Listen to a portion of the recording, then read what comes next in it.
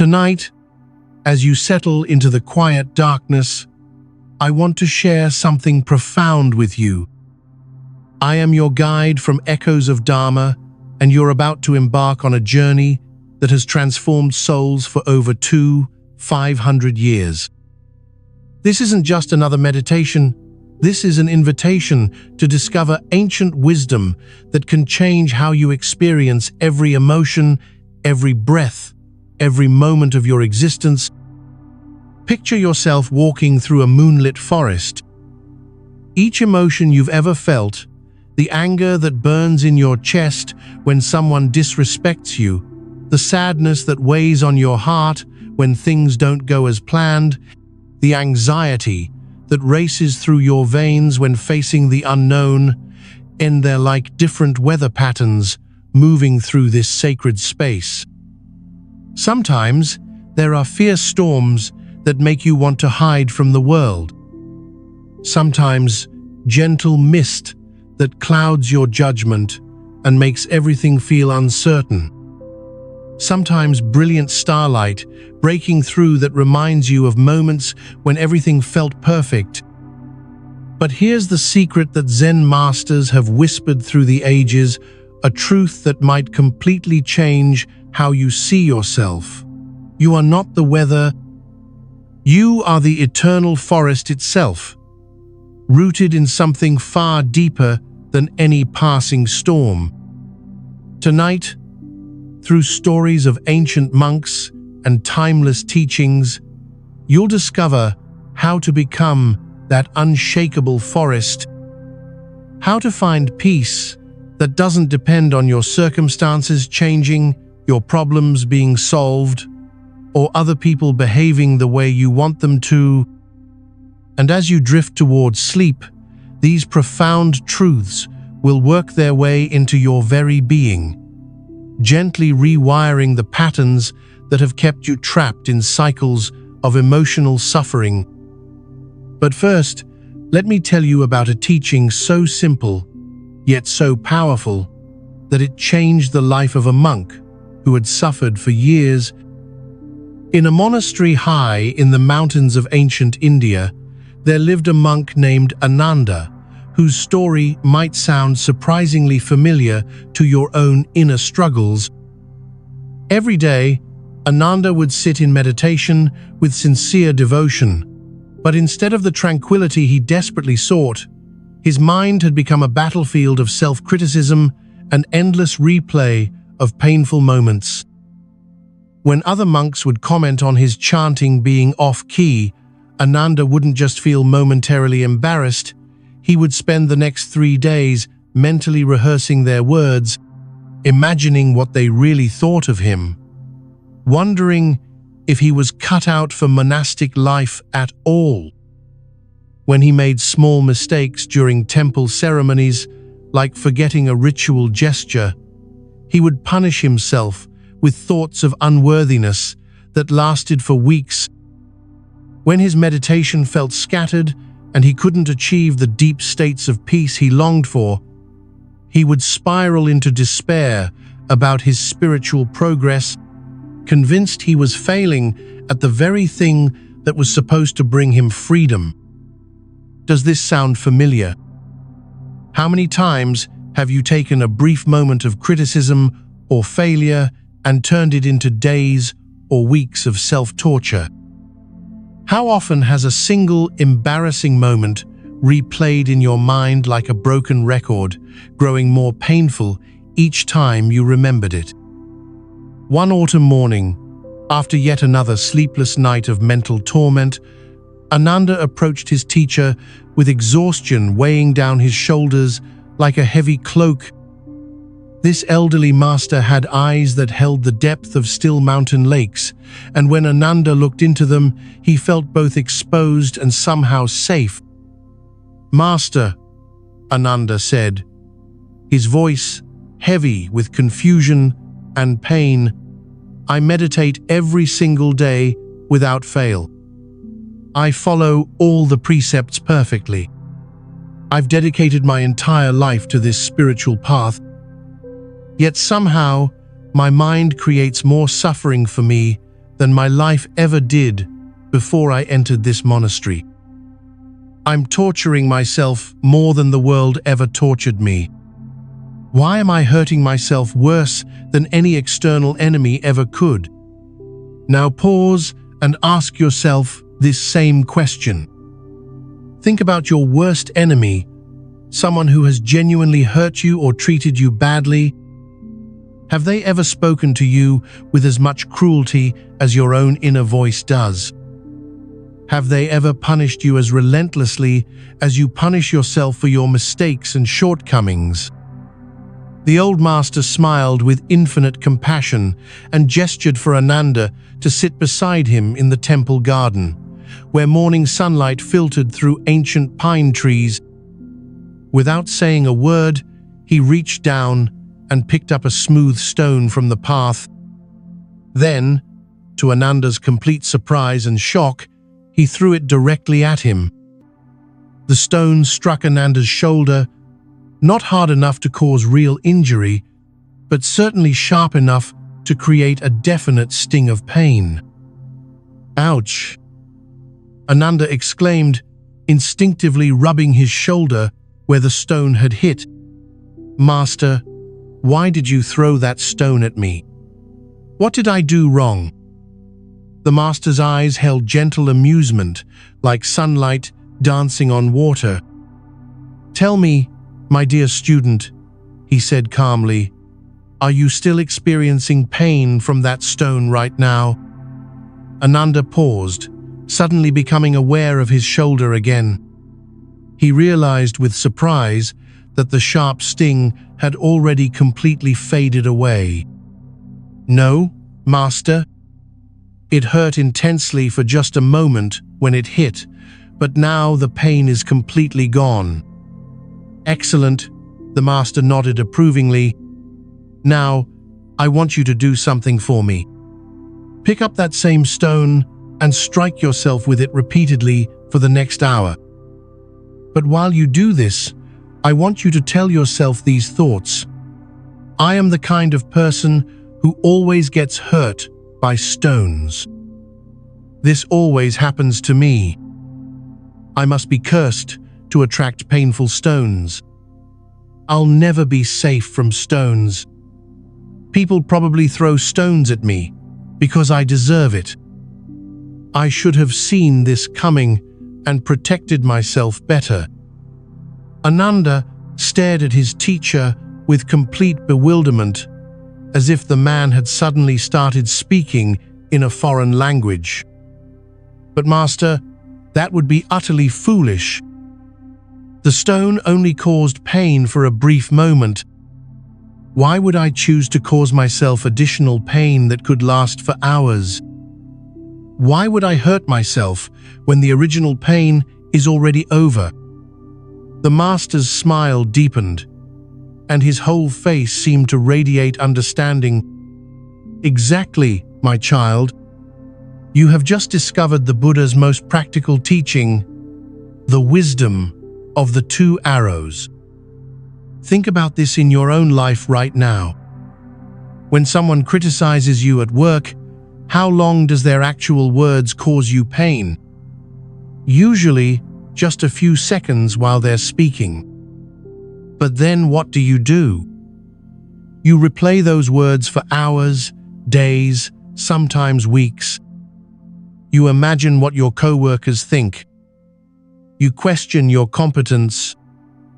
You create entire scenarios about losing your job. The original criticism, that's just a moment. But the torture you inflict on yourself afterward, that can last indefinitely.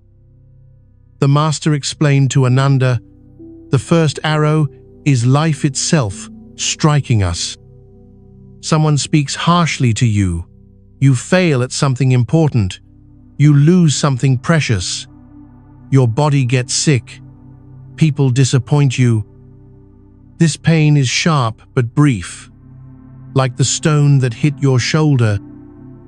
It's unavoidable because we're human. It's honest because it reflects reality. And it's actually quite bearable because it's temporary. But then, almost immediately, we pick up the second arrow, our thoughts about what happened, and we strike ourselves again and again and again. Why did this happen to me? What does this mean about my worth as a person? How can I make sure this never happens again? I should have handled this differently. This proves I'm not good enough. Everyone must think I'm a failure now. Consider your own second arrows right now. What recent disappointment or criticism are you still carrying around in your mind? What embarrassing moment from last week, last month, or even last year do you still replay when you're trying to fall asleep? Notice how the original event is long over, but you keep the pain alive through your thoughts about it. This teaching reveals something revolutionary about human suffering. The Buddha taught that while we cannot always control the first arrow, life's inevitable challenges and painful moments, we have complete power over the second arrow, which is our mental reaction to what happens. In Zen Buddhism, this understanding forms the foundation of emotional freedom. Enlightenment isn't about transcending human experience or never feeling pain again. It's about recognizing the difference between pain and suffering. Pain is clean, honest, temporary, and often carries important information. Suffering is what we add to pain with our minds, the stories, the judgments, the endless analysis, the catastrophic predictions about the future. Ananda learned to catch himself in that crucial moment between the first and second arrows. When a fellow monk spoke harshly to him, instead of immediately spiraling into self-doubt and mental replay, he would pause and recognize, there is the first arrow. That criticism stung for a moment. Now, will I pick up the second arrow and wound myself further? Or will I let this natural pain pass through me like wind through trees? This practice transformed his entire experience of being human. He still felt the full range of emotions: sadness when his beloved teacher fell ill, frustration when his meditation felt scattered, joy when he experienced moments of deep clarity. But these emotions moved through him like clouds across an endless sky, no longer leaving him wounded by his own thoughts. Ask yourself tonight, what would your life feel like if you stopped picking up the second arrow? What would it be like to feel disappointment for a few minutes instead of days? To experience criticism as a brief sting instead of an ongoing assault on your self-worth? To let embarrassing moments pass through your awareness like weather, rather than building a permanent shelter around them? But there's an even deeper layer to this teaching, one that reveals why we pick up these second arrows in the first place. A truth that a traveling merchant discovered when he encountered a Zen master who taught him about the very nature of holding on too tightly to everything life. Along the ancient Silk Road, where caravans carried precious goods between distant lands, there traveled a wealthy merchant named Chen who possessed everything a man could desire: silk robes that shimmered like moonlight, precious gems that caught fire in sunlight, the finest horses that could outrun the desert wind, and chests of gold heavy enough to buy entire cities. Yet despite his incredible riches, Chen carried a weight that no amount of wealth could lift. He was constantly anxious about losing what he had, eternally planning how to acquire more, and perpetually exhausted from protecting his possessions from thieves, storms, and the countless uncertainties of desert travel. Does this sound like anyone you know? Perhaps someone who lies awake at night, worrying about their job security, their relationships, their health, their future. Someone who has worked hard to build a good life, but finds themselves trapped in endless anxiety about maintaining it. One evening, as a fierce sandstorm approached the horizon like a wall of angry darkness, Chen sought shelter in a small temple perched on a rocky outcrop. Inside, he found a Zen monk sitting peacefully in meditation, completely untroubled by the howling wind that shook the temple walls. This monk owned nothing but the simple brown robe on his back and a wooden bowl for his daily portion of rice, yet his face radiated a contentment that Chen, with all his treasures, had never known. The contrast struck Chen like a physical blow.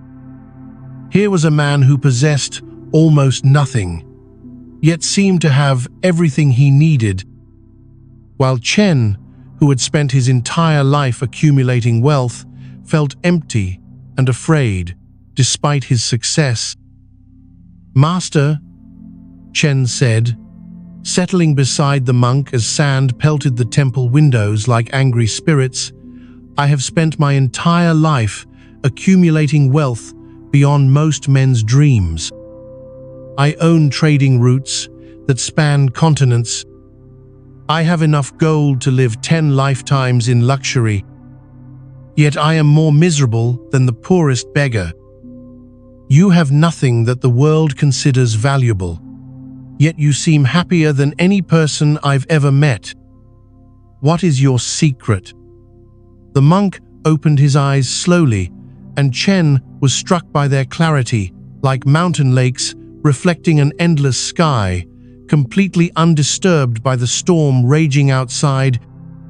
"Tell me, friend," the monk said, with a voice gentle as morning mist, "when you cross a river, do you carry the boat on your shoulders to the next river?" Chen couldn't help but laugh at the absurdity of the question. "Of course not, Master. The boat is just a tool to help me cross the water. Once I reach the other side, I leave it behind for the next traveler who needs it. To carry it would be foolish beyond measure." "Ah." The monk nodded, with eyes twinkling like stars. "But what if you became so attached to that boat that you refused to leave it behind? What if you said to yourself, 'This boat carried me safely across dangerous waters, therefore I must carry it with me forever'? What if you convinced yourself that your safety and identity depended on keeping this boat?" "That would be complete madness," Chen replied immediately. "The boat would become a terrible burden, weighing me down, preventing me from moving freely through life. I'd exhaust myself carrying something that was meant to help me, not imprison me." The monk's smile deepened like sunrise, breaking over mountain peaks. "You understand perfectly, my friend. Now tell me, how is your desperate attachment to your possessions, your status, your plans for the future, any different from carrying that boat?" In that moment, something profound shifted in Chen's understanding, like a key turning in a lock he didn't even know existed. He began to see how his frantic clinging to his wealth had transformed what should have been tools for a comfortable life into chains that bound him to constant worry and fear. His attachment had turned blessings into burdens, gifts into prisons. Think about your own boats. What are you carrying that was meant to help you but has become a source of anxiety? Your career that you cling to so tightly, you've forgotten why you chose it. Your relationships that you try to control instead of allowing them to flow naturally. Your plans for the future that you grip so desperately that you miss the beauty of this present moment. The monk continued as the storm raged outside, his voice steady as bedrock. "In Zen, we speak of holding all things lightly. This doesn't mean we don't care deeply about our lives. our loved ones, our work. It means we don't cling to how we think things should unfold. When you love without possessing, enjoy without grasping, engage without controlling, you discover a freedom that no external circumstance can touch. This teaching illuminates one of the deepest insights in Buddhist philosophy, that attachment, not desire itself, is the root of suffering. The Buddha taught that we suffer not because we want things. Wanting is natural and human. We suffer because we cling to how we think things should be, because we make our peace dependent on outcomes we cannot control. Through the long night, as wind howled like lost souls seeking shelter, the monk shared with Chen the ancient wisdom of non-attachment. He spoke of how the mind, like Chen's white-knuckled grip around his treasures, creates suffering through desperate grasping. But when we learn to hold lightly, to love without demanding specific responses, to hope without controlling outcomes, to enjoy without needing permanence, we find an inner peace that remains stable regardless of external circumstances. Chen learned that non-attachment doesn't mean becoming cold, distant, or indifferent to life. It means loving so purely that you want what's truly best for others, even when it's not what you personally prefer.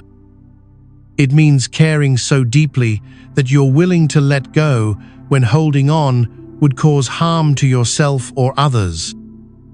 It means finding joy in the process of living rather than demanding that every outcome match your expectations. The monk taught Chen to practice what Zen masters call holding with open hands. Instead of clutching his possessions with white-knuckled fear, he began to see them as flowing through his life like water through a riverbed, nourishing and supporting while they were present, but not creating suffering when they inevitably moved on. When the storm finally passed and golden dawn light filtered through the temple windows, Chen was a fundamentally transformed man. He still conducted his business with skill and dedication. He still enjoyed fine things and planned wisely for the future. But he no longer lived in constant terror of loss. He no longer felt that his worth as a human being depended on his wealth. He no longer wasted precious present moments worrying obsessively about preserving what was inevitably temporary. Consider how this wisdom applies to your own life. What would it feel like to love your family without trying to control their choices? To pursue your goals without making your happiness dependent on achieving them exactly as you've imagined? To enjoy good times without the underlying anxiety of knowing they'll end? To face difficulties without the additional suffering of resisting reality? This ancient teaching reveals that true security comes not from controlling outcomes, but from knowing deep in your bones that you can handle whatever life brings. Real peace emerges not when we finally get everything we want, but when we stop demanding that life conform to our limited preferences and expectations. The practice of non-attachment shows us that happiness was never hiding in the next achievement, the next relationship, the next solution to our current problems. It was always available right here, right now, when we stop requiring this moment to be different than it actually is. But Chen's profound transformation leads us to an even more fundamental question, one that a young monk discovered when he began searching for the very self that seemed to be doing all this clinging and suffering in the first place. In the misty mountains of ancient China, where peaks touched clouds and silence held ancient secrets, there lived a young monk named Huineng, who became consumed by a single question that haunted his every waking moment. Who am I?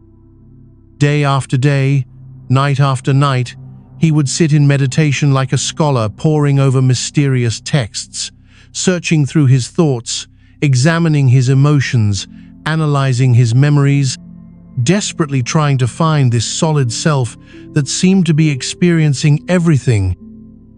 For months that felt like lifetimes, Huineng dissected his inner world with the precision of a master craftsman. Am I my thoughts? He would wonder with growing frustration, but he noticed thoughts arising like bubbles in a stream and passing away just as quickly. Surely he must be the one watching them, not the thoughts themselves. Am I my emotions? He would ask during long nights of contemplation. But emotions came and went like weather patterns. He must be the vast sky, not the passing clouds. Am I my memories of childhood, my training as a monk, my experiences of joy and sorrow? But memories seemed to shift and change each time he recalled them, transforming like shadows at different times of day. Can you relate to Huineng's search? How often do you find yourself asking, who am I really? Am I the person who gets angry sometimes, or the one who feels compassion? Am I my successes and failures, or something deeper? Am I the voice in my head that never stops commenting, or the awareness that hears that voice? The harder Huineng searched for this solid, unchanging self, the more frustrated and exhausted he became. It was like trying to grasp his own shadow. The very act of reaching for it made it disappear. Every time he thought he had finally found something permanent and solid to call me, it would slip away like morning mist through his fingers. He began to feel like he was chasing phantoms, pursuing something that didn't exist. One spring morning, after another sleepless night of fruitless mental searching that left him feeling hollow and confused, Huineng walked slowly to a crystal-clear mountain stream for his morning ablutions. The water was so pure and still it seemed like liquid diamond, reflecting the world with perfect clarity.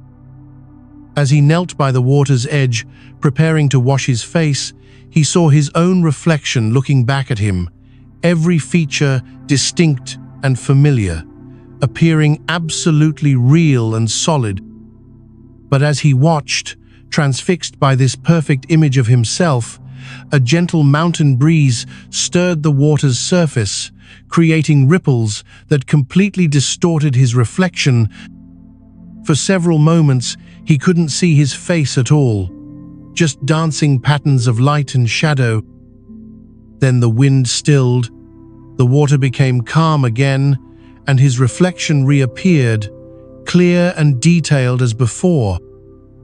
In that precise instant, like lightning, illuminating an entire landscape in a single brilliant flash, understanding struck Huineng with such overwhelming force that he burst into spontaneous laughter. His voice echoed off the mountain peaks like temple bells, carrying joy across the valleys. The reflection in the water wasn't him at all. It was just light playing on a liquid surface, an optical illusion with no independent existence. And suddenly, with crystal clarity that cut through years of confusion, he realized everything he had been calling self was just thoughts and sensations and memories playing in the boundless, open space of awareness. This moment of awakening reveals what Zen Buddhism calls no self, or emptiness. Not that Huineng didn't exist as a living being, but that what he had been desperately calling I was much more open, fluid, and free than he had ever dared to imagine. He discovered that he was not a solid thing that had experiences. He was the very space, the awareness itself, in which all experiences arose and dissolved like waves in an infinite ocean. Think about this in your own direct experience right now. As you listen to these words, where exactly is the you that's listening? Can you find a specific location for the self that's hearing my voice? When you look for the thinker behind your thoughts, what do you actually discover? When you search for the feeler behind your emotions, is there anyone home? This realization transformed everything about how Huineng experienced being alive. When anger arose during conflicts with other monks, he no longer automatically said, "I am angry," and became trapped in that identity. Instead, he simply observed anger is appearing in awareness. When sadness came during times of loss or disappointment, instead of "I am sad," he witnessed sadness is moving through like weather. When joy bubbled up during moments of natural beauty or spiritual insight, rather than "I am happy," he experienced happiness is flowing like a river. This subtle shift in perception from being emotions to witnessing emotions had absolutely revolutionary consequences for his emotional freedom. Huineng discovered that when you stop identifying completely with every passing emotion, you find extraordinary liberation. You're no longer trapped like a prisoner by your moods. You're no longer defined and limited by your fears. You're no longer at the mercy of your desires. You begin to see clearly that thoughts and feelings arise like birds flying through an endless sky, some dark and heavy, some bright and joyful, all temporary visitors, none of them staining or changing the vast openness that you truly are. The teaching of no self reveals that most of our emotional suffering comes from this fundamental case of mistaken identity, from believing we are our emotions, rather than the awareness that perceives them with perfect clarity. When we think "I am anxious," we become trapped inside anxiety, like a bird in a cage. But when we see anxiety as arising in awareness, we remain free and spacious, even in the presence of fear. When we believe "I am depressed," we drown in sadness. But when we recognize sadness is visiting awareness, we can offer it compassion without being overwhelmed. Huineng learned to meet all experiences like the mirror surface of that mountain stream, reflecting everything that appeared with perfect clarity, but never being permanently changed by what it reflected. Joy would arise during meditation or while watching sunrise paint the mountains gold, and he would experience it fully, completely, without trying desperately to make it last forever. Sorrow would come when his beloved teacher grew old and frail, and he would feel it deeply, honestly, without drowning in it or building an identity around grief. Anger would flash when witnessing cruelty or injustice, and he would acknowledge its fierce energy without being possessed or controlled by it. In Zen Buddhism, this profound discovery is called awakening to your original face, the face you had before your parents were born, before your personality formed around childhood experiences, before your personal story began to solidify into what you call me. It's the recognition that beneath all the layers of identity, memory, conditioning, and personal history lies something vast, open, and naturally peaceful, the very awareness in which the entire drama of your life appears and disappears. This understanding doesn't make you passive, disconnected, or emotionally numb. Instead, it makes you more genuinely present, more naturally compassionate, more skillfully effective in everything you do. When you're not constantly defending a fragile self-image, You can respond to situations with clarity rather than reactivity. When you're not desperately trying to prove who you are, you can simply be who you are in this moment. When you're not protecting an identity, you can love without conditions. Consider how this wisdom might transform your daily experience.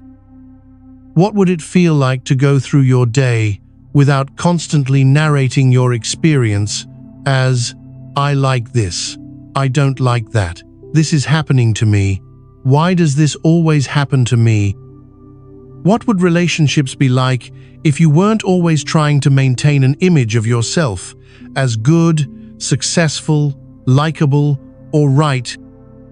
How much energy would be freed up if you stopped defending a self that was never really there in the first place? Huineng's discovery teaches us that the peace we seek so desperately isn't something we need to create, achieve, or earn through spiritual practice. It's what we already are when we stop creating and maintaining a solid self to protect and defend. It's what naturally remains when all the mental noise settles, when the constant inner narrator finally becomes quiet, when we stop believing every story the mind tells about who we are. But this profound realization leads to an even more practical question. If there's no solid self being overwhelmed by emotions, how do we actually work with feelings as they arise moment by moment? This brings us to a teaching that another master discovered about witnessing the very birth of emotions before they can take control of our minds.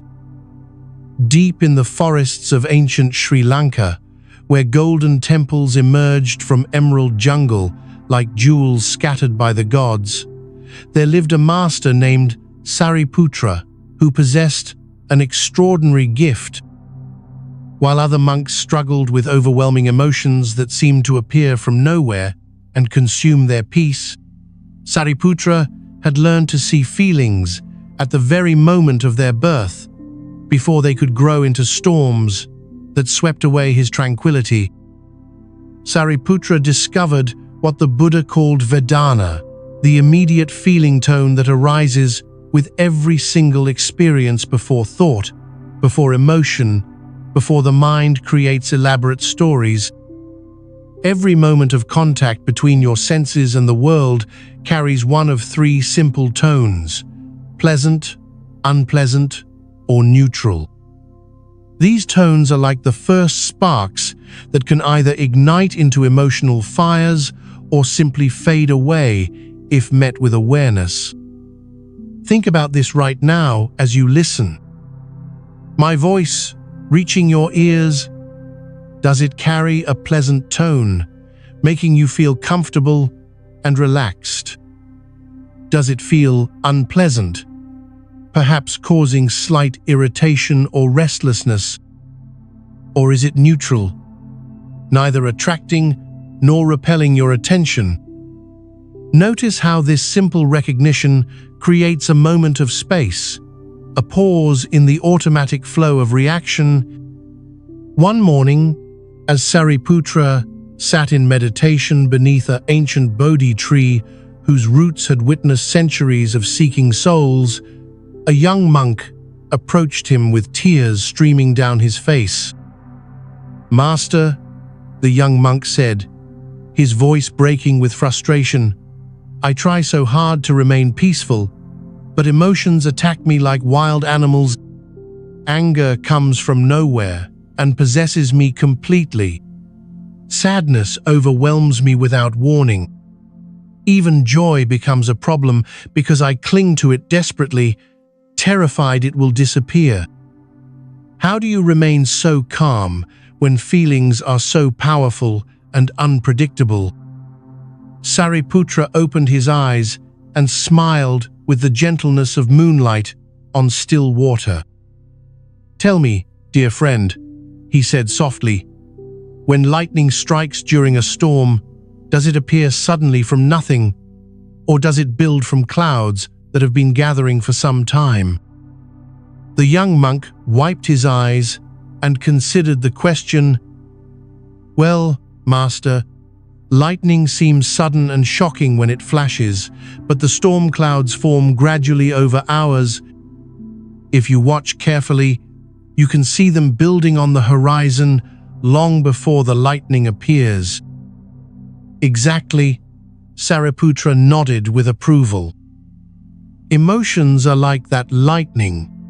They seem to strike from nowhere, but they actually build from tiny feeling tones that arise and accumulate when we're not paying attention.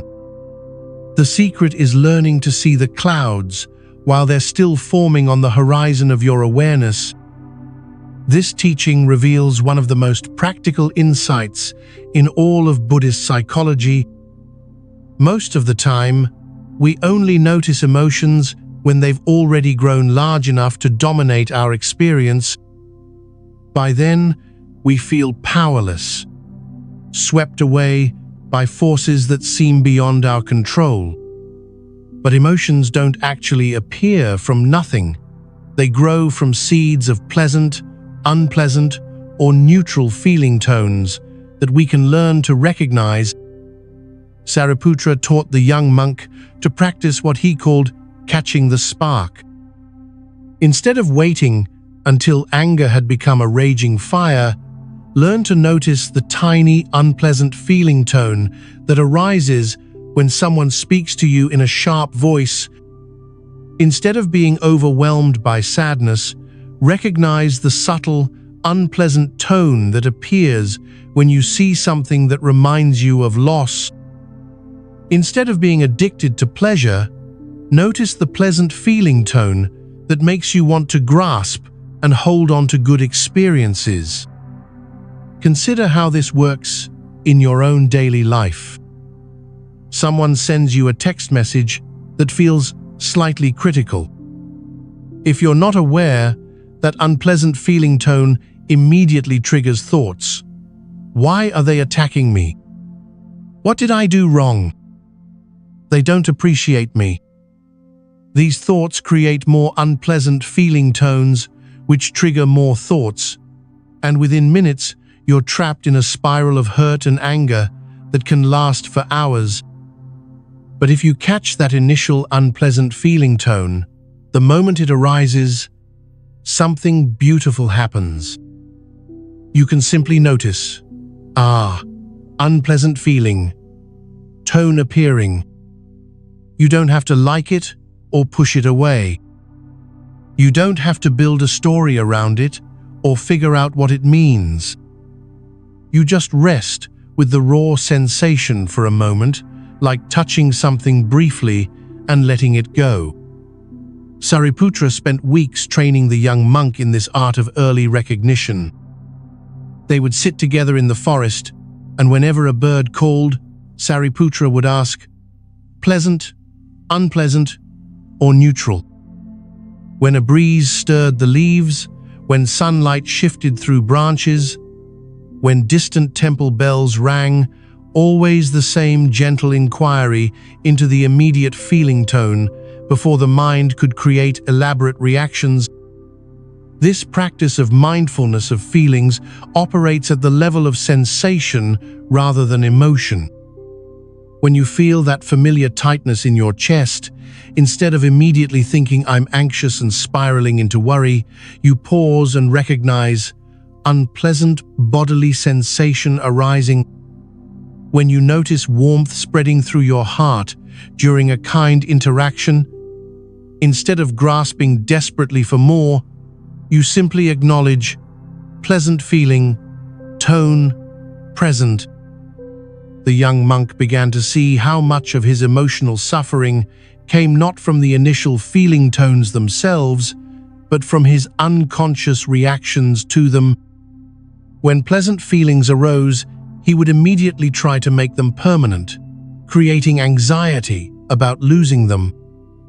When unpleasant feelings appeared, he would resist them desperately, adding a layer of struggle that made everything worse. When neutral feelings were present, he would become bored and restless, searching for stimulation. But as his mindfulness grew stronger through patient practice, something remarkable began to happen.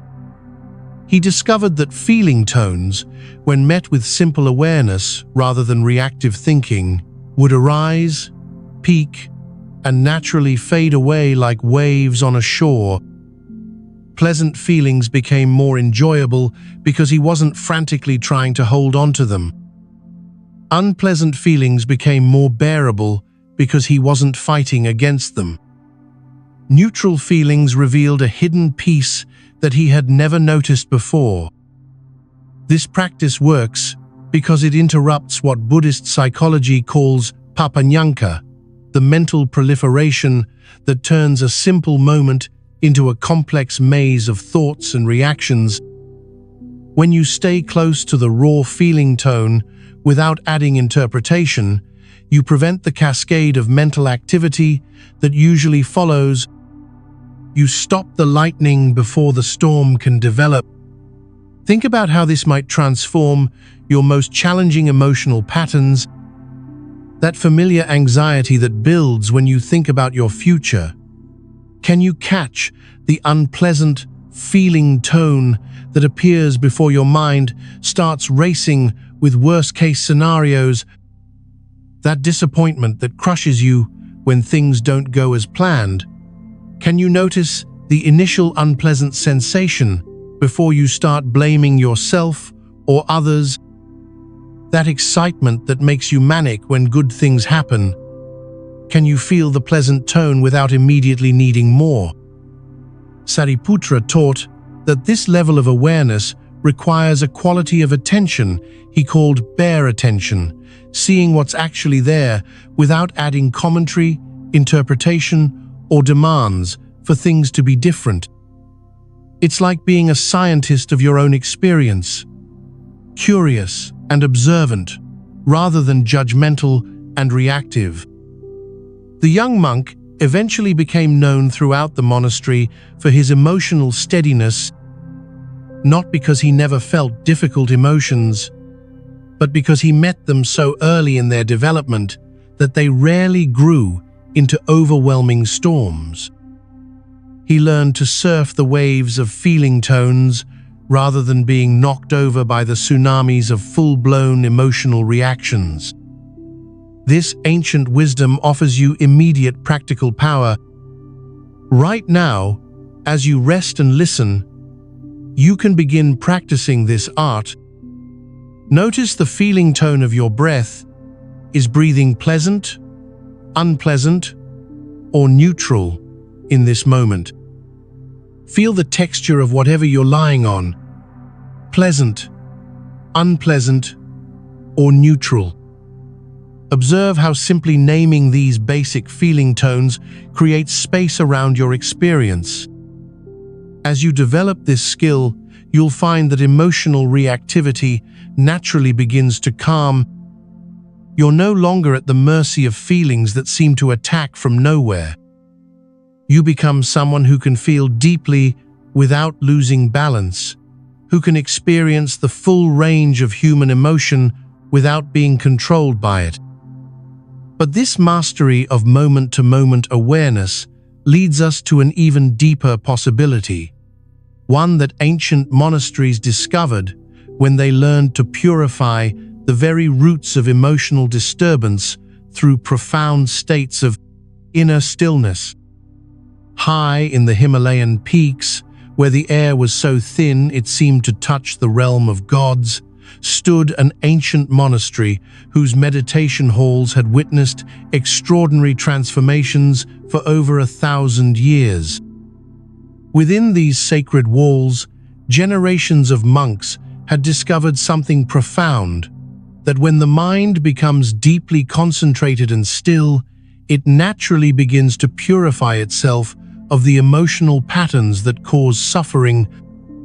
Brother Kassapa, a monk who had struggled for years with waves of restlessness, doubt, and inner turmoil, was about to discover what the ancient texts called jhana, states of absorption so profound they could wash away emotional residue like mountain streams, cleansing stones.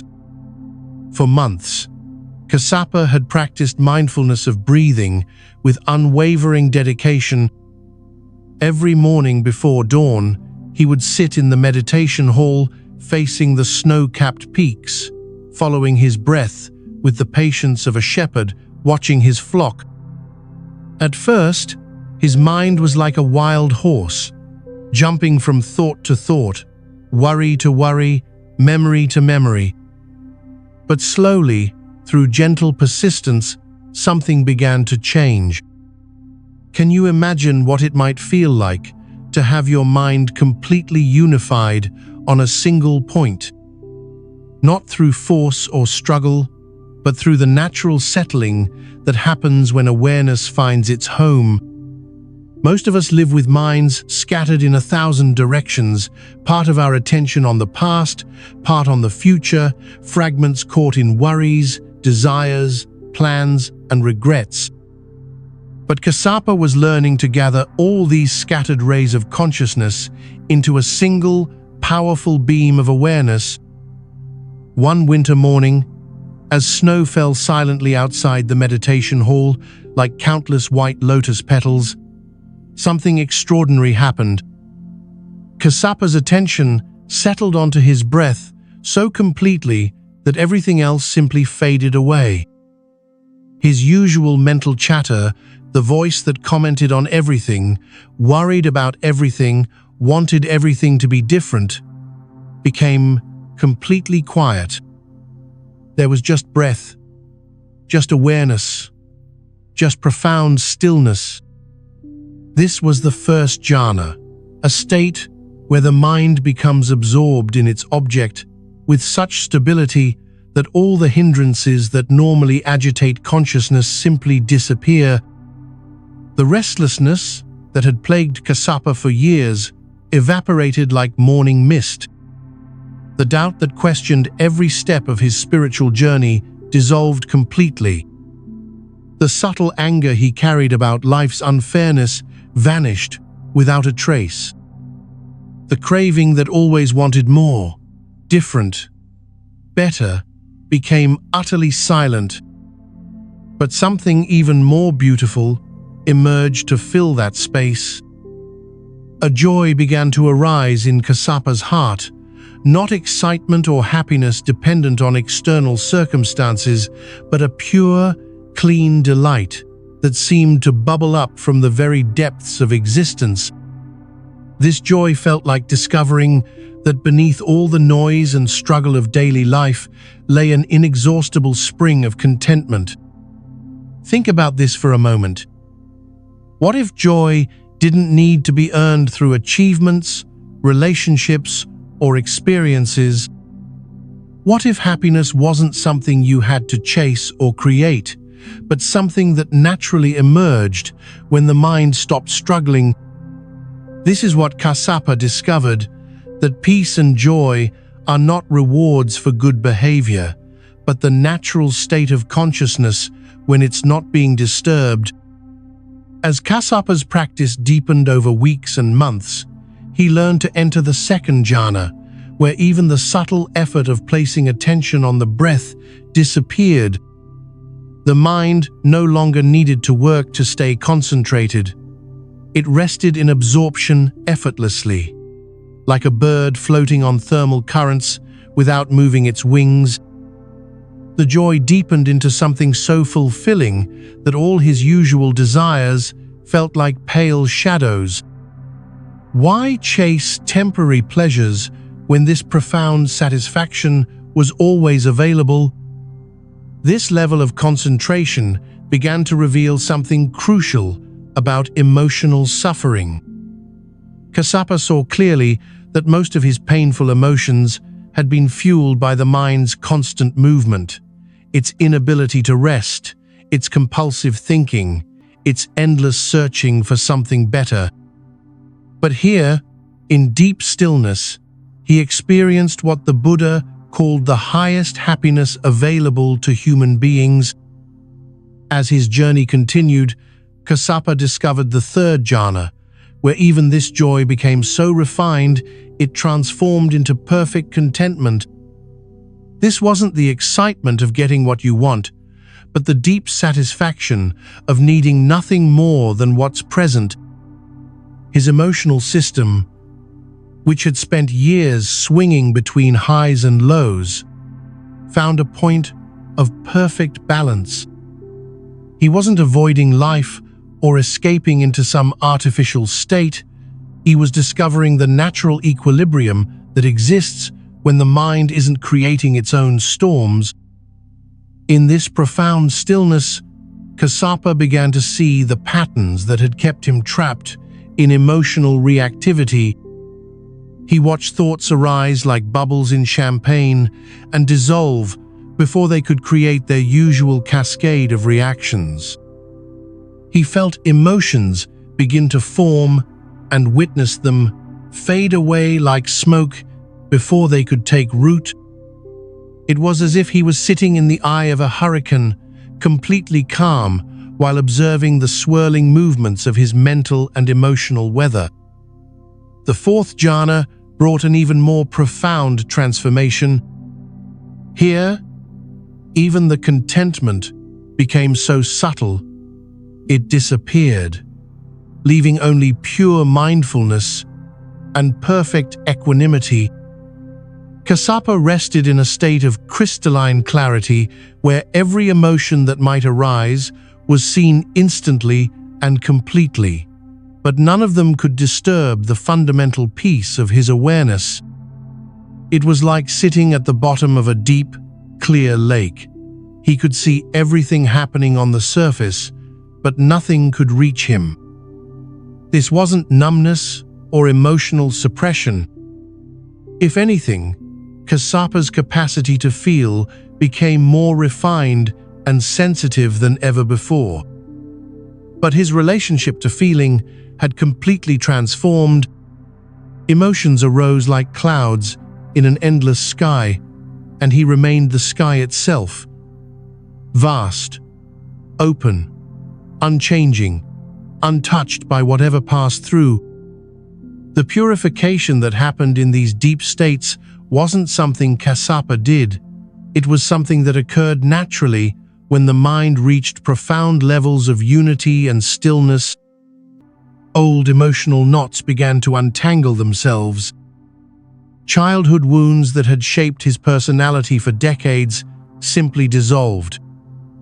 Fears that had driven his behavior since youth evaporated like morning dew.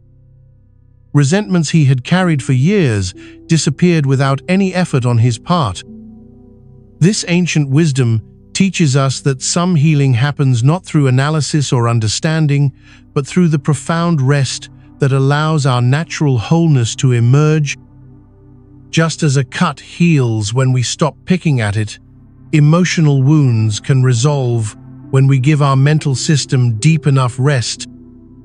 When Kassapa eventually emerged from these profound states and returned to daily monastery life, he was fundamentally changed. His fellow monks noticed that he moved with a different quality of presence, unhurried but purposeful, engaged but not attached. He still felt the full range of human emotions, but they no longer knocked him off balance. Criticism didn't create the old spirals of self-doubt. Praise didn't inflate his ego. Disappointments were met with acceptance. Joys were received with gratitude, but not grasping. The monastery's teaching reveals that these profound states of concentration are not escapes from reality, but returns to our deepest nature.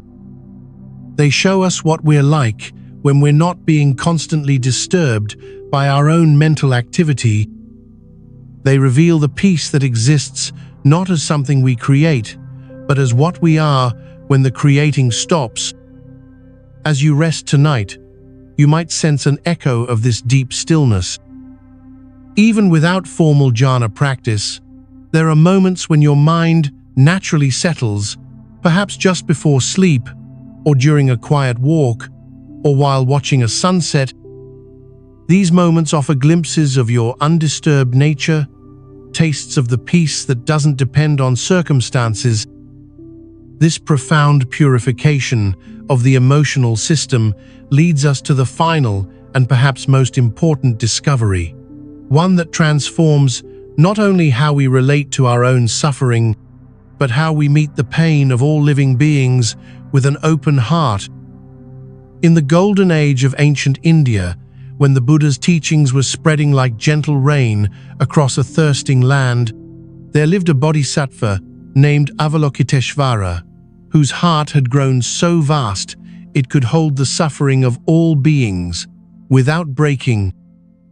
According to sacred legend, Avalokiteshvara had vowed never to rest until every sentient being was free from pain, and through countless lifetimes of practice, had developed a compassion so profound it defied human understanding. But even Avalokiteshvara faced a moment of overwhelming despair. After eons of tireless work to relieve suffering, looking out across the universe, the Bodhisattva saw that, for every being helped, countless more remained trapped in cycles of pain and confusion. The magnitude of suffering seemed infinite, and for the first time, Avalokiteshvara's heart began to crack under the weight of trying to save everyone. In that moment of crisis, legend tells us that Avalokiteshvara's head split into 11 pieces from the overwhelming anguish of witnessing so much pain. The Bodhisattva's arms shattered into 1,000 fragments from reaching out to help more beings than any single form could possibly assist. It seemed that even the most compassionate heart could be broken by the sheer enormity of suffering in existence. Can you relate to this feeling of your heart breaking open when confronted with pain, your own or others? How many times have you felt overwhelmed by the suffering you see in the world, in your family, in your own life? How often have you wanted to help but felt completely powerless in the face of forces beyond your control? But here's where the legend reveals something profound about the nature of true compassion. Instead of being destroyed by this breaking open, Avalokiteshvara was transformed. The Buddha Amitabha appeared and reformed the Bodhisattva with 11 heads to see suffering more clearly and 1,000 arms to reach more beings with help. What seemed like destruction became expansion. What felt like failure became a deeper capacity to love. This ancient story teaches us that genuine compassion doesn't come from having a tough heart that can resist pain. It comes from having a heart so open and tender that it can be broken again and again, yet always heals larger than before. True compassion isn't about avoiding suffering, it's about learning to transform suffering into love. In a remote monastery where this legend was cherished and lived, there was a monk named Maitreya who had spent years trying to develop the kind of universal compassion that Avalokiteshvara embodied. But Maitreya struggled with a fundamental problem that many of us face. He could feel compassion for beings who were innocent and deserving, but his heart would close when confronted with people who had caused harm, who were cruel, or who seemed to create their own suffering through poor choices. One day, his teacher gave Maitreya a practice that would transform his understanding completely. "Start with yourself," the teacher said gently. "You cannot give to others what you will not offer to your own heart. If you judge and condemn the parts of yourself that make mistakes, that feel weak, that fall short of your ideals, how can you truly accept these same qualities in others?" This teaching reveals one of the most crucial insights in Buddhist psychology. Authentic compassion must begin with self-compassion. Not self-pity or self-indulgence, but the same tender kindness you would naturally offer to a beloved friend who was suffering. Most of us speak to ourselves with a harshness we would never use with others. We demand perfection from our own hearts while offering understanding to everyone else. Maitreya began to practice meeting his own pain with the same gentleness he would show to a hurt child. When self-doubt arose, instead of attacking himself for lacking confidence, he would place his hand on his heart and silently say, "This is suffering, and suffering deserves compassion." When anger flared up during conflicts, instead of judging himself for being unspiritual, he would breathe into the fire in his chest and offer it space to be felt and understood. As this self-compassion deepened, something remarkable began to happen. Maitreya found that his capacity to hold others' pain expanded naturally. When he stopped trying to fix or change his own difficult emotions, he could sit with others' struggles without needing to make them go away. When he accepted his own imperfections, he could see others' flaws with understanding rather than judgment. The teacher then guided Maitreya through the traditional practice of loving kindness, beginning with easy recipients and gradually expanding to include more challenging ones. First, he offered wishes of peace and happiness to those he loved naturally, his family, close friends, beloved teachers. This felt warm and effortless, like sunlight streaming through an open window.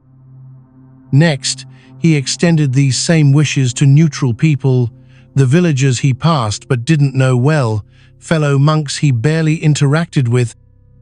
This required more intentional effort, but he discovered that everyone, when seen clearly, shared the same basic desire to be happy and free from suffering. Then came the most challenging part, offering genuine compassion to those who had hurt him or others. His teacher explained that this didn't mean approving of harmful actions or becoming passive in the face of injustice. It meant recognizing that those who cause pain are themselves trapped in patterns of ignorance and suffering. People who are truly at peace don't harm others. Cruelty always springs from some form of inner torment. This insight revolutionized how Maitreya saw difficult people. Instead of seeing enemies, he began to see beings caught in cycles of pain they didn't know how to escape. This didn't make him naive or defenseless. If anything, it made him wiser about setting boundaries and responding skillfully to harmful behavior. But it freed his heart from the poison of hatred and resentment.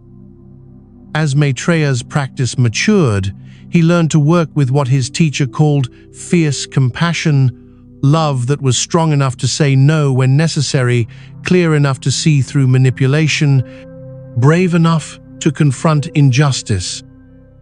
True compassion isn't always gentle and accommodating. Sometimes, the most loving thing you can do is refuse to enable someone's harmful behavior. Sometimes, compassion looks like a firm boundary, a difficult conversation, or walking away from a toxic situation.